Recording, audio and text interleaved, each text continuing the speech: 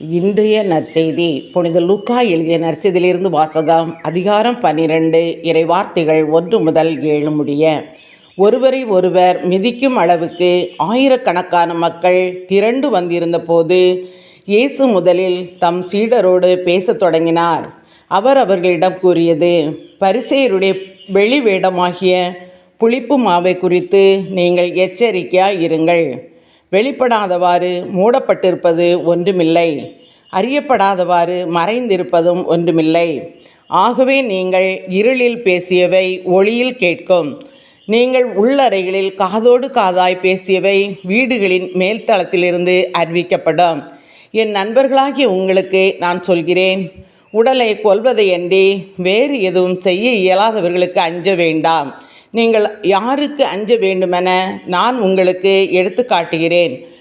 கொன்றபின் நரகத்தில் தள்ள அதிகாரமுள்ளவருக்கே அஞ்சுங்கள். ஆம், அவருக்கே அஞ்சுங்கள் என நான் உங்களுக்கு சொல்கிறேன்.